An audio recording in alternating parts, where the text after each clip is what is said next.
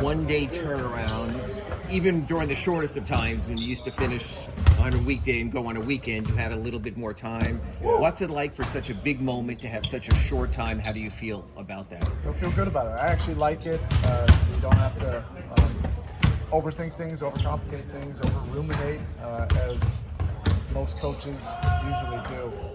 We probably, if you give us too much time, we'll overcomplicate the game plan.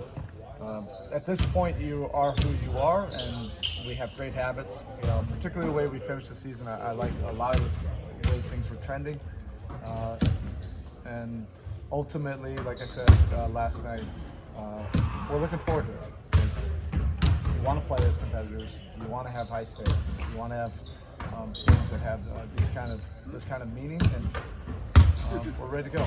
We had a good practice today, and we'll have a prep tomorrow morning, and so let's tip this thing off. Eric, how different are they since the coaching change? Yeah, they're a little bit different. It's not like they're a totally new team, and we were able to play them twice, with Quinn coaching them. But their offensive numbers have gone up. They've been putting up big time scoring output numbers, and their attack numbers, things in the paint, at the rim, all of those numbers are gone up. But this is to be expected. The last game we played against them, it took us 130 to be able to beat them by 2. Ideally, would I like that? I don't even know. I don't even care. I just want us to play and compete to our identity, and do whatever it takes to get out of this thing with a win. I just asked Kevin about kind of the bench core that you put together with him and Kyle and Caleb, and why it's worked with him as a small ball 5. Why did you like that group together? Before or after? Before, you don't necessarily know how things are going to work. When you have that much experience and skill and talent, it'll figure itself out usually. And those guys really know how to manipulate the game, how to share the game, how to make the game easier for everybody. Their skill sets just naturally complement each other, and they help the other guys.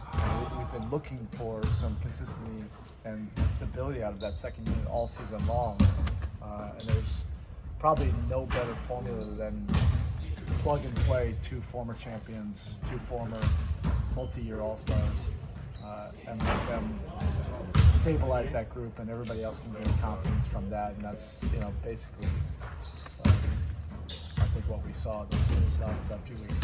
How have you seen Trae Young sort of get better at attacking your traps and those things coming off those ball screens? Like anything in this league, the more often you see stuff, the more comfortable you get. He is that kind of player that requires multiple schemes, so you can't just live in one strategy and expect that to be good enough. He's going to bring it. We're well aware of that, as a competitor should. They'll be prepared. They'll be ready. It'll be a matter of who can impose whose will on the game more consistently. It's so hard on him in that series. Yeah, I don't know. It's irrelevant now. That's a different year, different system.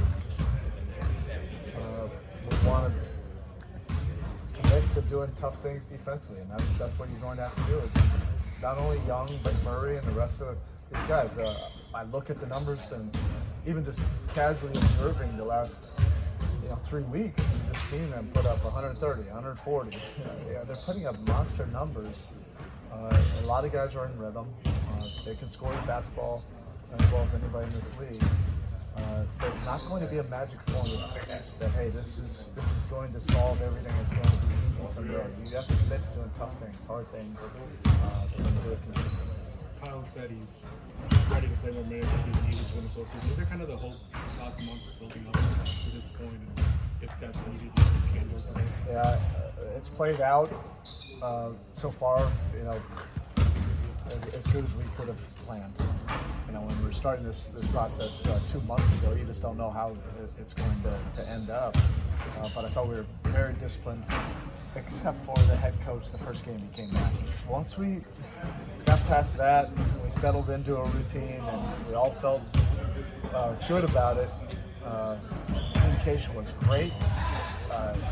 he was able to play really effectively, and the most important thing, feel really good the next day. And we're able to build on that, and that is a great piece of news that they'll be able to play more minutes.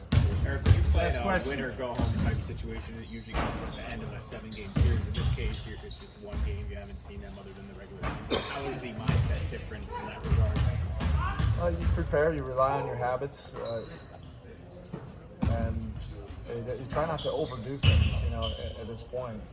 It's not like we're going to be able to reinvent the wheel. I'm looking forward to it. Our guys are looking forward to it. I think for veteran players and the guys that have been around a long time, this is a new experience. If you embrace those kind of experiences, it can be fun. We want everything you can get out of this profession.